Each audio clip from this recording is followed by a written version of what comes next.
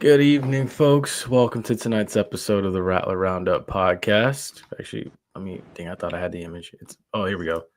Yeah, welcome to tonight's episode of the Rattler Roundup Podcast. I'm JPeeps. It's your boy Bishop Bonnet, man. How y'all doing? Wonderful, wonderful. And Bishop, you know what week it is? Yeah, man. It's classic week. It's classic week. Yes. Big week. Yes, sir. Yes, sir. I'm so excited, getting into town Friday. And then, of course, game Saturday and everything. So I'm looking forward to this. Hoping we can make it 5 straight. I was going to say, yeah, you started this streak. Your group started this. Yeah, for sure. And we had to start it off. I couldn't not beat Bethune before I left there. I had to. I feel that. So yeah, these boys Saturday, they got to keep it going, man. It's a lot of seniors on that team that they got to send off the right way. Nah, for sure. And there'll be a great way to, continue the streak. Just continue the streak going on to next year. Continue a good winning streak. Absolutely. I believe we could win these next 3. We 1 down, so we got 2 more to go. I believe we can do it. Oh yeah, same.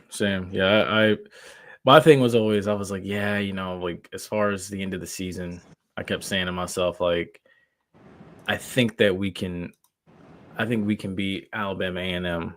I think we can beat Pine Bluff. And the way, for me, it was like the way we looked in the first 2 games was going to determine, like, okay, can you win in Orlando? Because I think they can beat Valley. I definitely think they're capable. So yeah, this one's going to be interesting. But yeah, folks, as well too. Friendly reminder, also, be sure to also hit up Fang Exchange as well.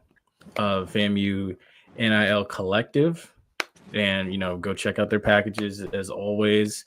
Again, Ashley and Tasha, they do a great job. They'll actually be our guest pickers tomorrow night for the Run and Gun podcast.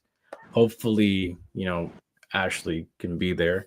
But again, looking forward to having those 2 on. But again, continue to support these ladies and support what they do as well.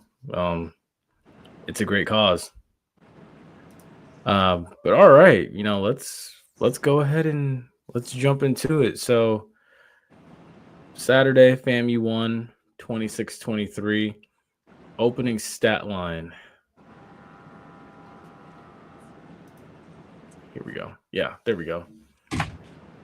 So yeah, RJ was 20 of 24, 299, 12.5 average, 3 passing touchdowns.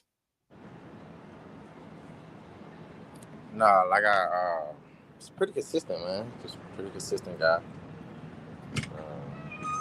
It's right around that range every game. No turnovers, which you like to see. Good numbers. Got to get better on this run game. We got to be more consistent on it. Mm-hmm. Other than that, pretty good win. I caught like the first half of it, and then I fell asleep after halftime. Yeah, there were a few. They had a few moments. How do I put it? They had a few blonde moments, I should say, in this game. A couple, but I will say, like, offensively, I thought RJ. This was his best game, I felt like, all year. And I'm hoping that he can continue to show this next week. Or not next week, but he can continue to show this, like, this week. Jeez, I'm speaking. There honestly was times where I thought that I seen the old FAMU, just like the way the offense looked and the way running. Oh yeah, because it was actually I can go ahead and go over to this now that you said that. Hold on, we got one right here. RJ about 2 good games away from being all SWAC.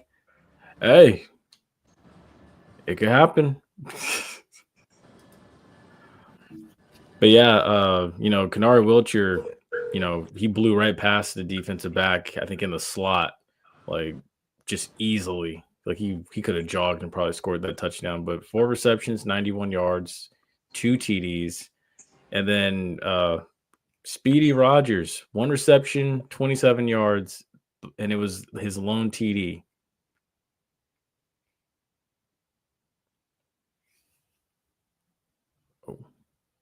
But yeah, he came up. Yeah, he had a solid performance. Finally had a catch this year for a touchdown. I think this is his first one. I could be wrong, but he made a play when it was needed. Yeah, those some good numbers spreading the ball around. Everybody getting touches, so everybody should be happy that everybody got involved. I know. That's one thing about receivers, just being involved into the game. I seen that we did get them involved early, bro. Like I said, in the first half of the game, from what I did watch, I really did like the way we were running offense. I believe I did see some hurry up offense and stuff like that. So I really did like the way we were running our offense. Yeah, where is it? I was gonna say, yeah, and then the other thing too is like Goldie, he sustained like a knee injury in this game, but he came back and made like a critical catch along the sideline, I believe. I think it was like in the fourth quarter. I want to say it was either third or fourth quarter. I'm not sure, but he was able to come back. You could tell he had like an obvious limp. I'm hoping that of course, team doctors, athletic trainers, like they manage that well this week, and then they get him ready to play. Like I was saying, like don't push him too hard excessively, but again, I'll ask you this: like when a player like that has an injury like that, that's kind of like it's kind of like lingering, and he's kind of questionable for next week. Like how did y'all go about like handling that?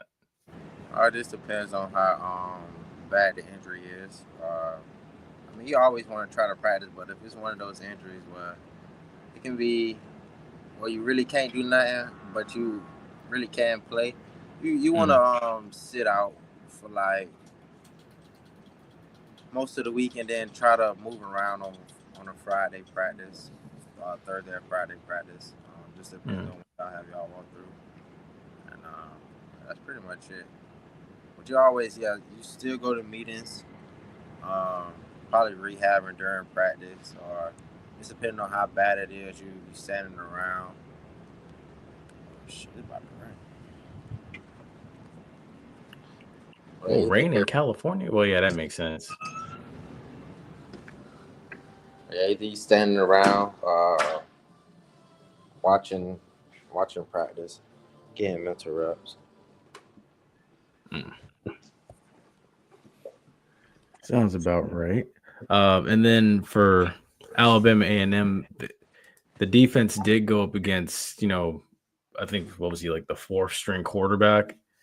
Eric Hanley, 20 of 33, 277 yards, 1 pass TD, 1 interception. He threw that interception early, and then, Ryan Morrow and Isaiah here, like they did some damage. Yeah, from the numbers, you can tell. Anytime a guy can get over 100 yards, man, averaging 7 yards a carry is damn good. Averaging 5 yards a carry is damn good. So they ran up over 200 yards. So man, it's pretty good day on the ground. Wasn't good enough. But stat line looked very good. Yeah, and right here is like this is where like I do feel like the FAMU defense is gonna have to, like Coach Kenrick Thompson, Coach Colsey, like this is one thing they're gonna have to shore up for sure this week. But it's for me, I'm like, geez, dude, I'm like at this point in the season, I'm like, can you fix it? No, you kind of are what you are at this point. So you kind of game plan ways to stop them the best way you can. And then the thing was too, I'm trying to remember which one was. I'm not sure if it was Morrow or Isaiah. I think like right before the half, the kid went like 80 something yard. Yeah, it was a long 80 yard by Morrow right here. He had like an 80-yard run, like right down the middle. Safeties were, slow to fill. Someone got turned inside, and everything. Like it was literally just seal, and then he just took it right up the gut. What I'm more mad about is didn't nobody run him down because the guy looked as slow as hell. Right, that's what I kept saying. So I was just like, I don't know what the hell going on. It's just the safety's on the back end, man. I'm just like, you got to be able to run that guy down. You have to, because like he was jogging. It looked like. Nah, he was running as fast as he can. Trust me, he was running as fast as he can. And then the crazy thing was like the SWAC TV, like his SWAC TV is so like it buffers so much. It made him look like he was like it made it look like an instant replay the way he was moving. And I'm just like, oh my gosh, like, because I asked him that last night on like the review that ONG Strike Zone had and everything. Which, by the way, shout out to them. Like that was a good time again. If y'all could start a little bit later, then I mean, like we could get Bishop on and like we could all really discuss.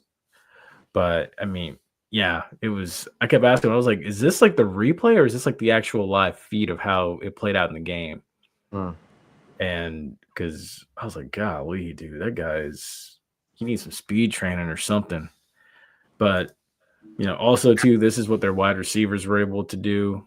Leading receiver at 63 yards and 1 TD. Yeah, but like they spread their ball around the yard too. The stat line can tell by what the final score of the game was. It was pretty close, wasn't it? We won like 26-23. Yeah, so the stat line shows that it was a pretty even game. Yeah, and we left some point. Wait a second. Say one team didn't dominate the other one. Yeah, and then the thing was like we left some points out there on the board. Like last week I had all this high praise for Daniel Porto, and then I believe he missed 2. He had 1 blocked, and then there was one where like the first play they scored, like they didn't even decide to even kick it. They ran like they showed field goal, then they got out of it, and they decided to run Tyler Jefferson to the right side of the field. You had 2 linemen that were down on that far side that were slow to fire off the ball, and he couldn't even get to the goal line.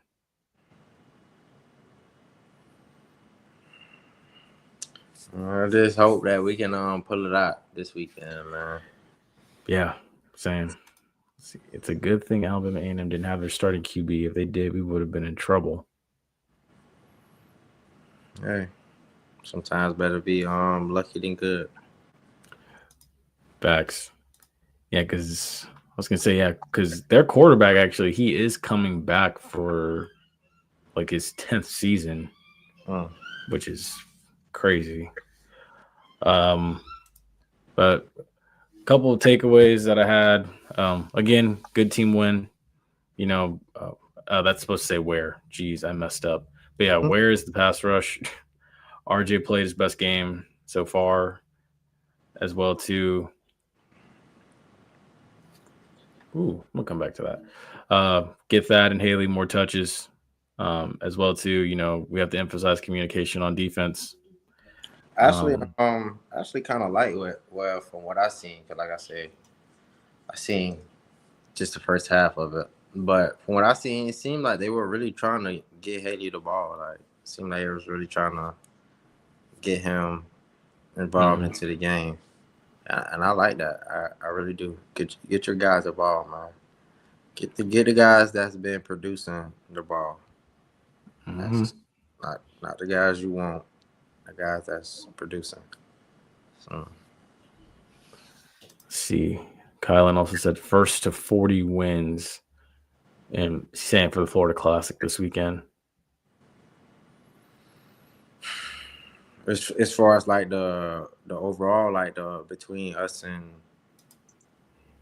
yeah, I think he like he's saying as far as like scores and stuff, like whoever can score 40 first will. I don't think it's gonna be those kind of games. How much BCU been scoring these past couple games? Like, So let me actually bring it up here. So, whoops, here we go. So last week, I can tell for sure they only scored 13 points, and their lone touchdown came on special teams. They had a kickoff return touchdown, and then that was it. They gave up 100 yards to 3 different running backs from Jackson State, which I was like, oh my gosh! But the most points that they've scored. Wait, say again. My bad. That's Jackson though. Yeah.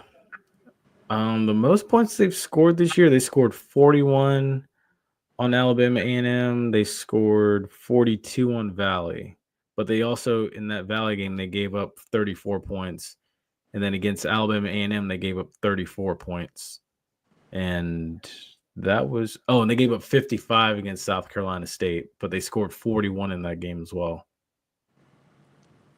It may be one of those kind of games with first to 40 wins. Yeah, it was about like that last year. It was 41 to 38 last year, and from what I saw, just watching it, like because I sat in the end zone last year, Raymond Woody had a chance to go like win the game, but he just managed to clock very horribly, and he, in my opinion, he cost them the game. So I hope he mismanages it again. What the weather looking like this year? Let's see. Because we've had here in Tampa, we've had like 80 by day, and then like again, it gets to like the 50s at night. Let's see. Whoops, let me go back. Orlando. So this weekend we're looking at Saturday. We're looking at a high of 81 and a low of 64 with a 5% chance of rain, which means it's not going to rain Saturday. Clear skies. It seemed like a pretty good day to play some football, man. Yeah, I agree. What's up, little baby 245? Hello. Let's see. What's up, Ashley? How are you this evening? Let's see. Hold up. He said, can a partly cloudy defense show up Saturday? Man, they gotta do. We gotta do something, man. We gotta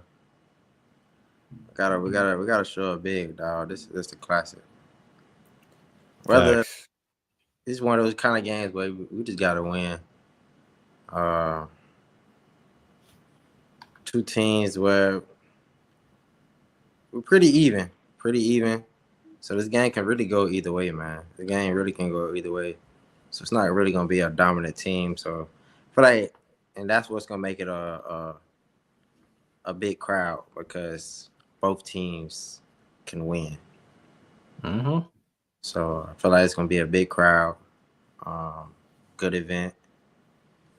So yeah, I look forward to watching it. Yeah, man, I can't wait, man. I can't wait. So my thing is, I wanted to ask you this. Let me see, where is it? So I know because if I ask memory, it would be like obvious for you 2021. So instead, let me ask you now your favorite Florida Classic memories.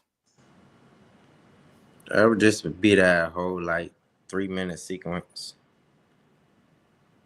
Just that whole last game, everything about it, like from the luncheon to the pregame, after the game,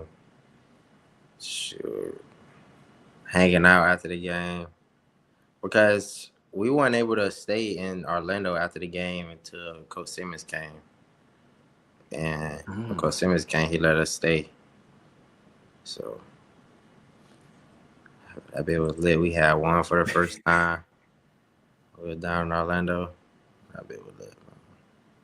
Damn, that's just like, because I remember that, like, it was the because the year that y'all got in the playoffs in 21, like y'all stayed the night. Y'all went to the College of Law and watched the selection show and everything and got in. And I remember Jay Walker like specifically wore an orange blazer. Yeah, that was clean.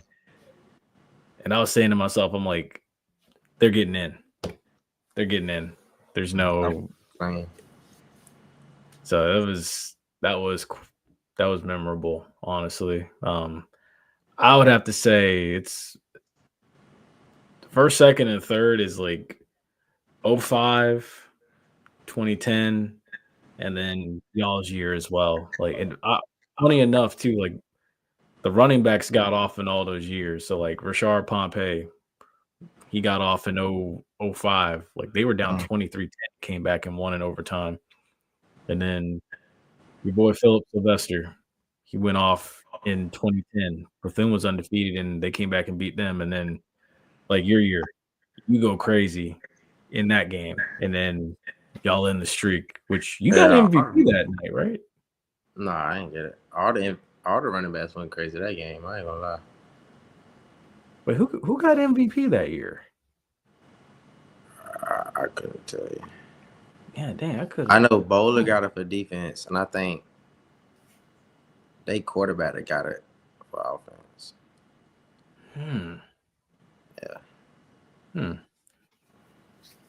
Yeah, nice. Wait, whoa. I said FAMU's gonna need to outscore them. Man, the D is what it is this year. Yeah, it is what it is. The defense is. It's not what we're used to seeing, but hey.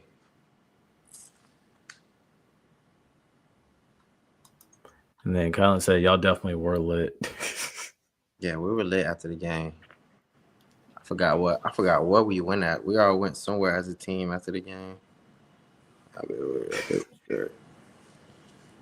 I remember Savion, he planted the flag at midfield, and then I think he had a nice cigar in the locker room afterwards. I remember seeing that. Mm-hmm. Let's see. I went back and watched that 2005 game, and I have a feeling we could be looking at a replay of that.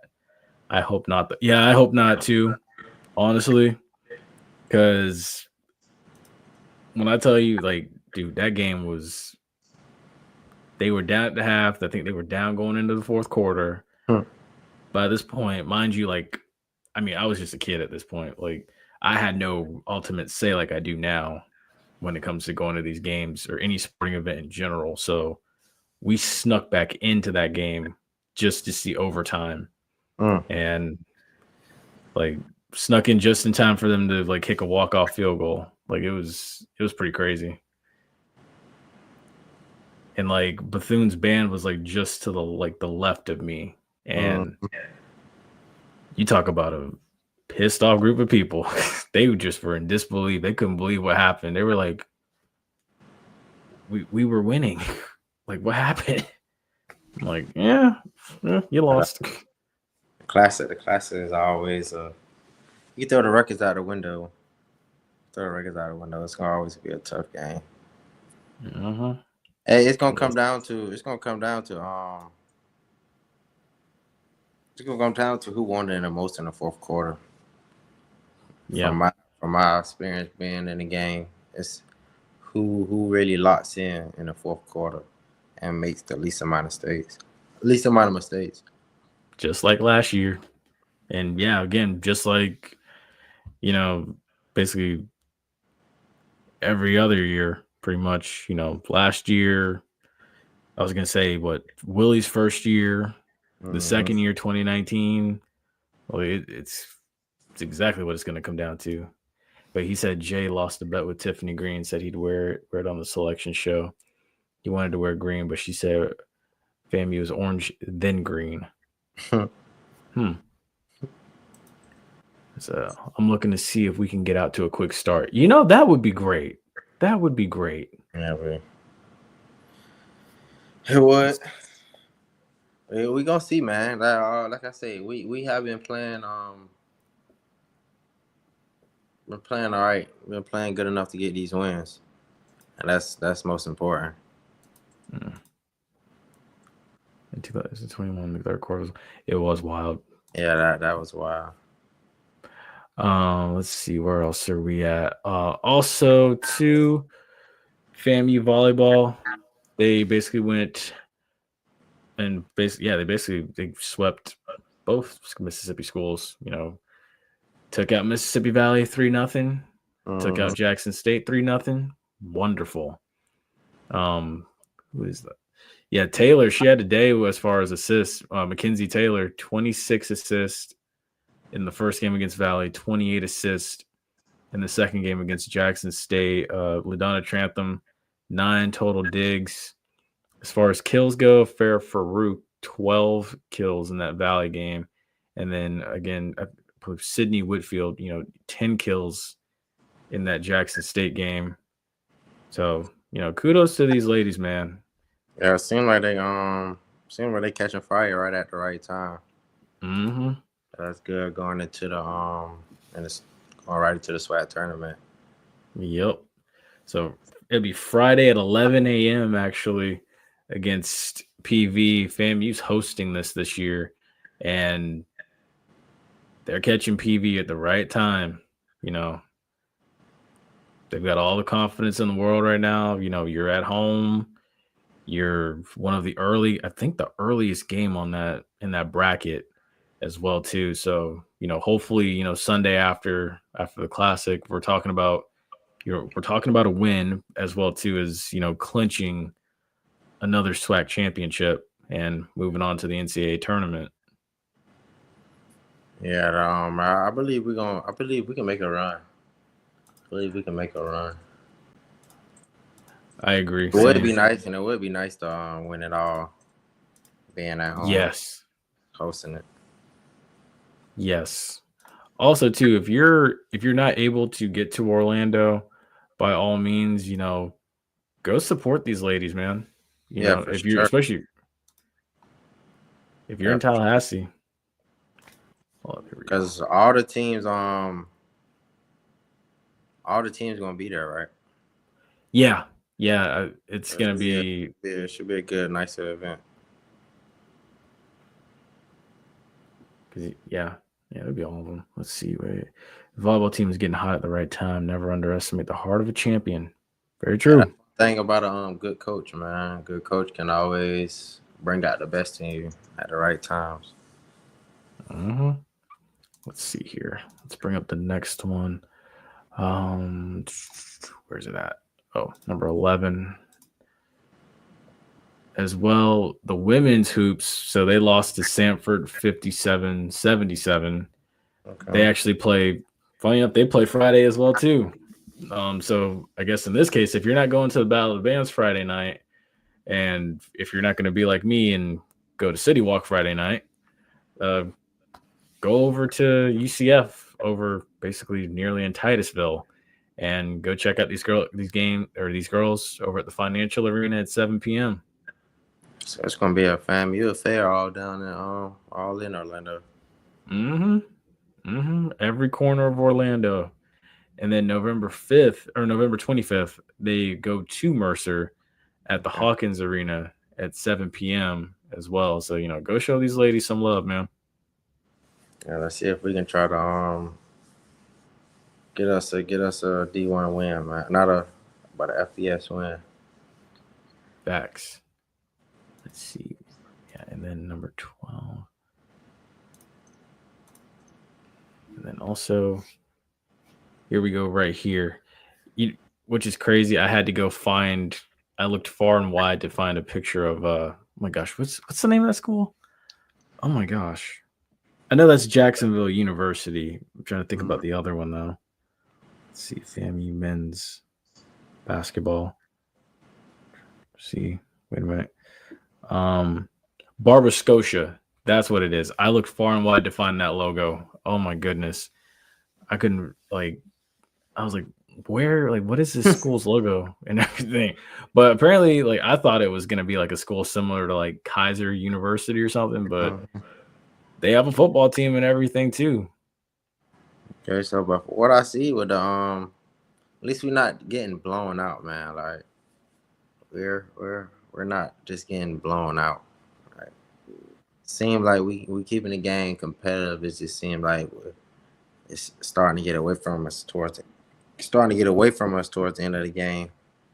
So yeah, and that was like the consensus too. Like again, going like all the way back to the USF game. Like a lot of people had been saying, like, I think we'll be okay when we play teams out of the SWAC, but it's like, these teams here, like they have more resources and everything. They're going to get the calls, those close calls. They're going to get them in their favor.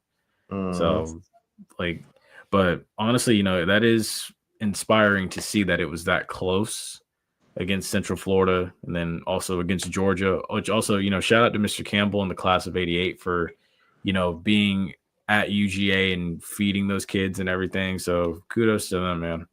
Oh, that's just something. Let's see. The men's team has talent, just has to gel. Yeah, I believe we should JU's a winnable game. I believe we can we can't get one out of these two. We can't go 2-0, but I believe we can go 1-1. I believe we can go 1-1. Let's see. The men play much better in the second half. They shoot it better and play better defense. Okay. The women disappointed because they took a big step back from last year. I've been hearing that. I haven't really watched them. Haven't got a chance to watch them. Yeah, I haven't either. I've just been seeing these scores and stuff, and like I've been wondering what's up with that and everything too. But I've been hearing this from a consensus of people, so I'm hoping that they figure it out. When you look at it, you got UCF. I don't know, but Mercer, we'll see. I mean, that's the same conference as Samford, so we'll see where you land with this one. But yeah, December 2nd, at Swisher Gymnasium in Jacksonville at 7 p.m. and then at the Lawson Center against Barber Scotia at 5 p.m. So definitely, get out there, go support. I know there's a lot of Jacksonville area Rattlers that are going to likely be at Swisher Gymnasium. And then, of course, Lawson Center, pack it out.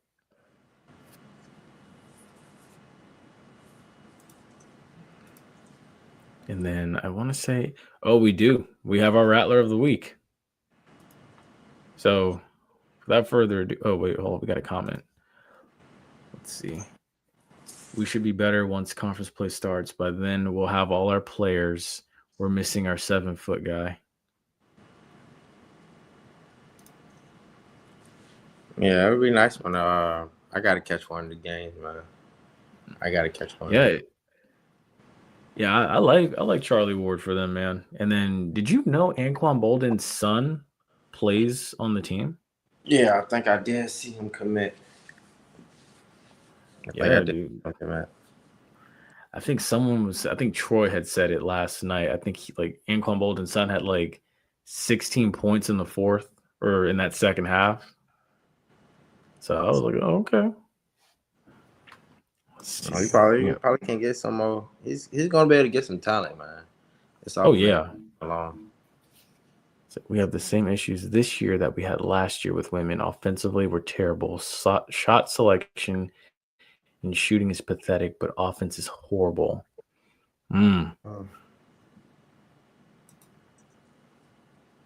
So my question with that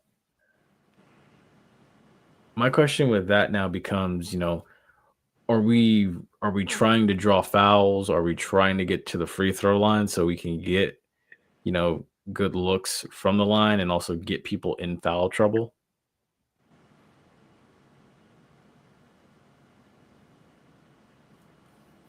That's just my question with that. But yeah, time for Rattler of the Week. So without further ado, I'm expecting big things from him this week in the Classic. RJ Johnson. Yeah, man, that's 2 times that he didn't got Rattler of the Week, man. Yeah, again, for those that watch this, and again, in weeks prior, we've been rough on him. I think, honestly, who in Rattler Nation has not been rough on this kid, at this point? Let's keep it a buck. It comes with the territory of the position, Bishop, I'm sure people were critical of Ryan People were critical of Rashawn McKay. You know, it's going to come with the territory. You're the one guy that you touch the ball outside of the center. You touch the ball every play. So, no, I'm proud of the young man, though, man. He came a long way. He's made progress. Yeah. I'm hoping he can keep it up, man. You know, let's see. The 3rd and 19 conversion against Alabama A&M let me know we really have something.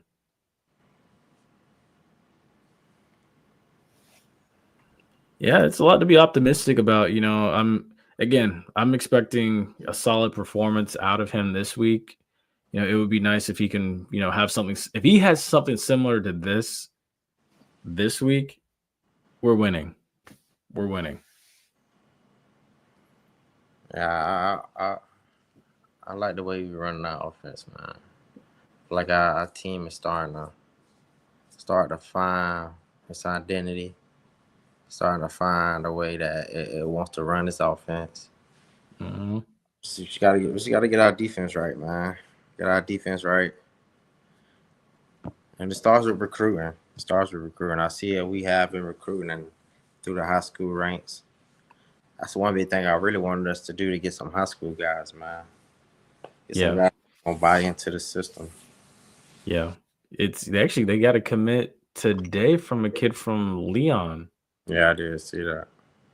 Yeah, I was impressed, man. You know, again, you know, I know if Marcus is watching, or if I was hoping he was going to be on here tonight. I was going to tell him, like, dude, like, yes, as many mistakes as Armwood made Friday night, because I went to go see them play Melbourne last week.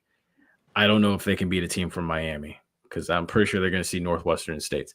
But I was going to come on here and also brag and say, and I said it last night, Armwood's got like 3 kids on their D line that look like Jordan Davis for the Eagles.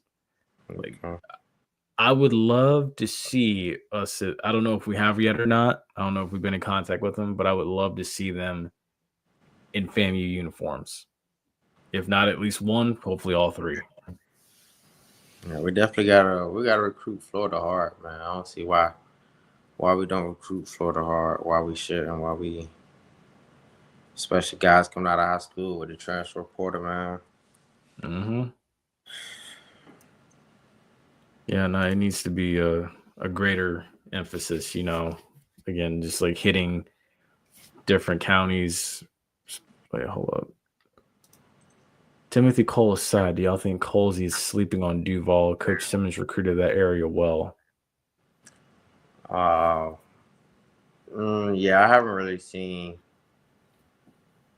I've seen a few offers coming out of Jacksonville from FAMU, but I haven't really seen a lot of people get offered from FAMU out of Jacksonville. So I would say they're asleep. But I think they just sleep on high school guys in general, to be honest. Like, I don't think getting guys out of high school is very important to them. Like, I don't think that is. Yeah, but I think they were. We shall see. We shall see in this off season. And like, they changed the transfer portal, so now you can only transfer. It's only one window now. Yep. So maybe that changed things. Well, there are some guys in the transfer portal now that there are some very good players, like some very good D2 players that's hopped in the transfer portal that can go, man. Like, I believe there's a receiver. No, it was a defensive lineman from Livingston. Mm-hmm. He's getting a chance to go FBS. Like, I think he was just on the visit at Texas Tech. So it's some guys, man. It's not always about getting a guy from FBS and bringing them down. We can get some D2 guys, man, that really know how to ball. Yeah, and then this is true, because I was at that I was at the Lowndes or Wintersville Classic. I was at the Lowndes Valdosta game. Colsey and Mike Norvell, they were both there at that game. That's good, man. Yeah, because that's South Georgia ball, man. That's whew. And the best thing to do is go get guys from winning programs. Yes, I agree. I 100% agree. Go get guys. You go get different guys from winning programs. That you go get 15 freshmen, and let's say 10 of them won state. You feel me? Let's not say 10. You get 15 freshmen. Let's say half of them. Let's say 10 of them won state at some point in time during their high school career. They're going to have that, just that sense of knowing how to win and that taste of winning. So once they get around different guys that all have that same taste, it just becomes contagious, and they all grow together. And that's how you get those freshman classes that stay together and never lose, or when they become seniors. That's how you build a program, man. That's how things really. So before I put up Lil Baby's other two comments, I do want to ask you. So when you were in high school, because it was just already like engraved in my mind mentally, like I was gonna do it regardless. Like how much of an emphasis was like running track like pushed on y'all as like skilled players? Oh yeah, for sure. You can if you played skill for Rains High School, you had to run track, or you couldn't play. Like you had to run track. Respect. Yeah, because like for example, my high school, Tampa Catholic, because remember I was telling you like we lost to Trinity Christian by like what was it 9 points in like my junior year. A lot of those guys, man, like I want to say about not the entire skill position group, like they didn't run track. Like not like if the whole group had ran track, I think like we would have had a better team.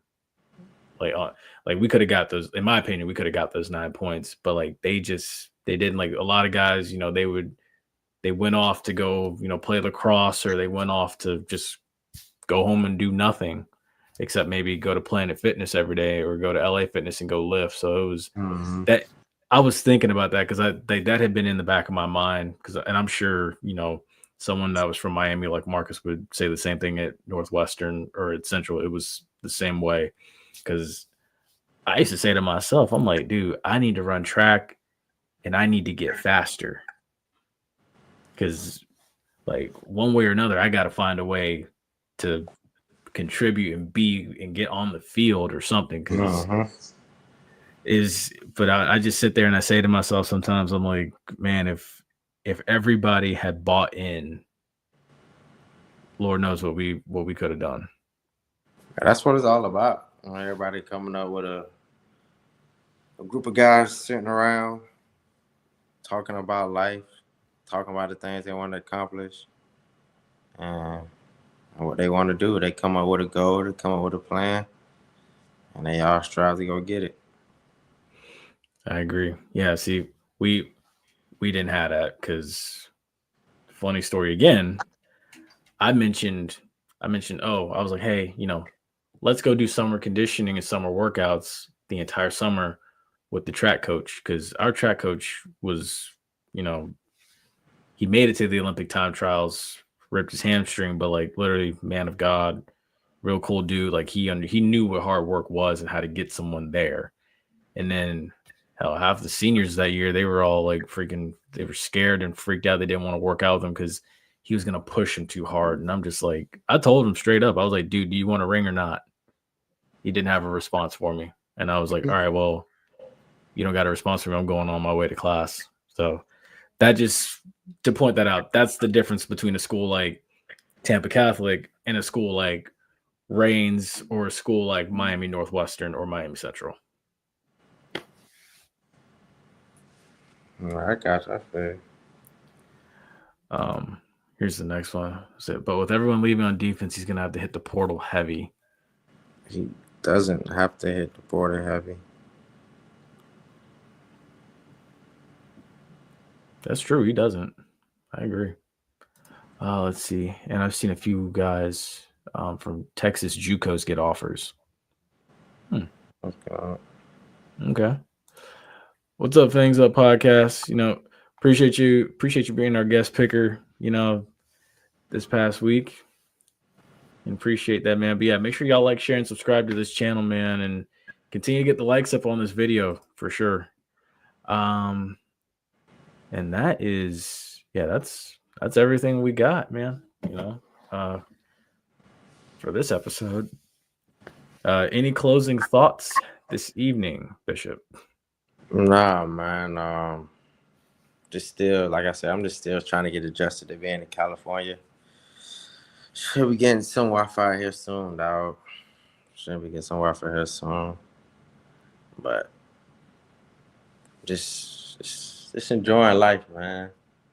It's a blessing, dog. Life really is a blessing to wake up every day. Be in a position that you're in. Life really is a Facts, man. No, every day, man. Appreciate it a ton. Like even we had beat out on, like he was saying, like your first time going to sporting event and stuff. I'm like, yeah, my nephew's gonna finally get to go to his first Florida Classic this weekend. Mm-hmm. So I'm excited for that, man.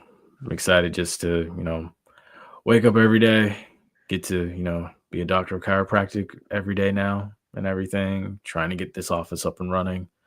So I'm excited, man. I'm excited.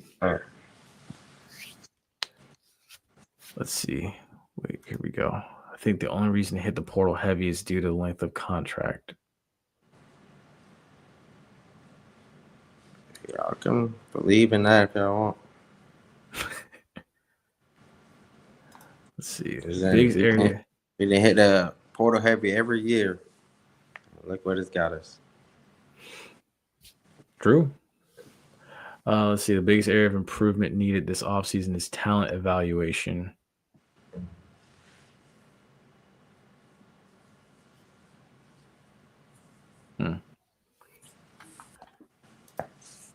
But yeah, actually, while Fangs Up is here, Fangs Up, make sure you hit up Bishop too, as far as like that Monday review thing or that y'all do over on ONG. Because I would love to hear Bishop's, thoughts on, watching like certain aspects of like film and the game and stuff. So, be sure to hit him up, man. If you're still watching. Oh, there we go. For sure. But yeah, that's all we got for y'all this evening, folks. Again, be sure to tune in live Tuesdays at 9 p.m. right here, Rattler Roundup Podcast.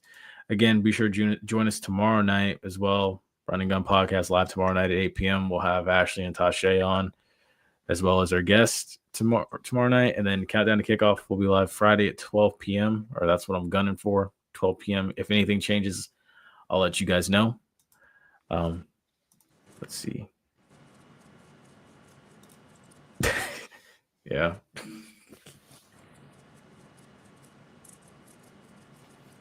Hey, that's that is a good point.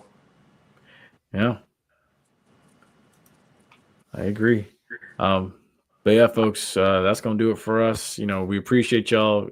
If you're headed to Orlando this weekend, get there safe. Drive safely. Don't drive crazy on the roads and everything. Whether you're coming from Tallahassee, Tampa, down south, drive safe. But as always, y'all stay safe, stay blessed. We will see you tomorrow night.